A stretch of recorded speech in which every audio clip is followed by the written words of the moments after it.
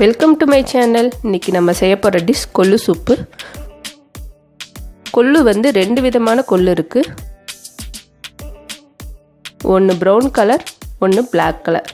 Brown கலரை விட black கலரில் சத்து கொஞ்சம் அதிகம். அதனால் இன்றைக்கி நான் 3/4 கப் கொள்ளு எடுத்து முளைக்கட்டி வச்சுருக்கேன். 6 சின்ன வெங்காயம் கட் பண்ணி வச்சுருக்கேன். 3 பல் பூண்டு, ஒரு சின்ன பீஸ் இஞ்சி ரெண்டையும் கட் பண்ணி வச்சுருக்கேன். ஒரு மீடியம் சைஸ் தக்காளி கட் பண்ணி வச்சுருக்கேன். 1/2 டீஸ்பூன் மிளகு, 1/2 டீஸ்பூன் ஜீரகம் ரெண்டையும் பொடி பண்ணி வச்சுருக்கேன். 1/4 டீஸ்பூன் மஞ்சத்தூள், ஒரு பீஸ் பட்டை, 2 பீஸ் கிராம்பு. கடாயில் 1 டீஸ்பூன் தேங்காய் எண்ணெய் ஊற்றிக்கலாம். இது கூட பட்டை கிராம்பு சேர்த்துக்கலாம். இது கூட சின்ன வெங்காயம் சேர்த்துக்கலாம். இது கூட பூண்டு இஞ்சி சேர்த்துக்கிற போகிறோம். இதையும் சேர்த்து ஒரு 2 நிமிஷம் நல்லா வதக்கிற போகிறோம். இப்போ நல்லா வெங்காயம் பூண்டெல்லாம் வதங்கிடுச்சு. இது கூட கொள்ளு சேர்த்துக்கலாம். இது கூட மஞ்சத்தூள் இதையும் சேர்த்து லைட்டாக வதக்கோங்க.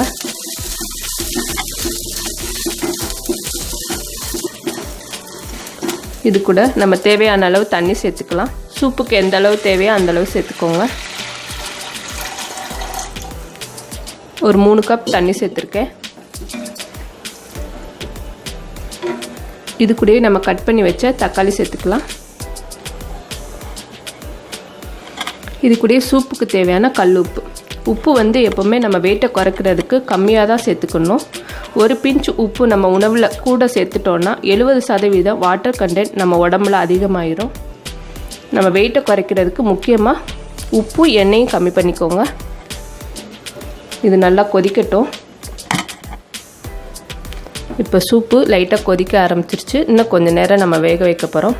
கொள்ளு வந்து வெயிட்டை குறைக்கிறதுக்கு மட்டும் இல்லாமல் பெண்களுக்கு முக்கியமாக ஏற்படக்கூடிய பிசிஓடி நீர்க்கட்டி ப்ராப்ளத்தினால வரக்கூடிய மென்சஸ் கரெக்டாக வராது. அதை வந்து நம்ம கொள்ளு சூப்பு வாரத்தில் 1 தடவை இல்லைன்னா 2 தடவை நம்ம தொடர்ந்து சேர்த்துக்கிட்டு வரும்போது நம்மளுக்கு மென்சஸ் கரெக்டாக வரும். அதனால் ஏற்படக்கூடிய அடிவயிறு வலியும் வந்து கண்ட்ரோல் பண்ணும். இப்போ நல்லா சூப்பு கொதிக்க ஆரம்பிச்சிருச்சு. இதை ரொம்ப குலைவாலாம் வேக வைக்க வேணாம். அரைப்பதம் வர வரைக்கும் நம்ம வேக வச்சா போதும். இது கொஞ்சம் நேரம் அப்படியே வேகட்டும் சிம்மில் வச்சு. இப்போ கொஞ்சம் கொள்ளு வெந்துருச்சு. இது கூட மிளகும் சீரகத்தூளும் சேர்த்துக்கலாம். இதையும் சேர்த்து நல்லா கலந்து இன்னும் ஒரு 5 நிமிஷம் வேக வைக்க போகிறோம்.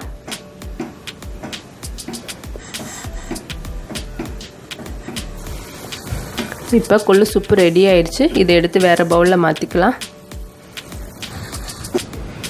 இப்போ கொள்ளு சூப்பு ரெடி ஆயிடுச்சு. நம்ம சூப்பை வடிகட்டாமல் பயரோடையே சேர்த்து இந்த சாப்பிடும்போது நம்ம மென்று சாப்பிடும்போது நம்மளுக்கு எல்லா வித சத்துக்களும் முழுமையாக கிடைக்கும். கொள்ளில் அயன், கால்சியம், புரதச்சத்து அதிக அளவில் இருக்குது. நம்ம இதில் முளைக்கட்டி வேறு சேர்த்துருக்கனால குழந்தைகளுக்கும் ரொம்ப நல்லது. நம்ம இந்த கொள்ளு சூப்பு வாரத்தில் 2 தடவை குடிக்கும்போது நம்ம வெயிட்டை கண்ட்ரோல் பண்ணுறது மட்டும் இல்லாமல் சளி இருந்தாலும் அதையும் கண்ட்ரோல் பண்ணும். முக்கியமாக இதில் பெண்களுக்கு ரொம்ப நல்லது. இதை நீங்கள் அடிக்கடி வாரத்தில் 2 தடவை சேர்த்துட்டு வாங்க. இதை நீங்கள் தொடர்ந்து குடிச்சிங்கன்னா உங்களுக்கு நல்ல பெனிஃபிட் கிடைக்கும். இதை நீங்கள் செஞ்சு பாருங்கள். பிடிச்சிருந்தால் லைக் பண்ணுங்கள், ஷேர் பண்ணுங்கள், எங்களோட சேனலுக்கு சப்ஸ்கிரைப் பண்ணுங்கள். தேங்க்யூ.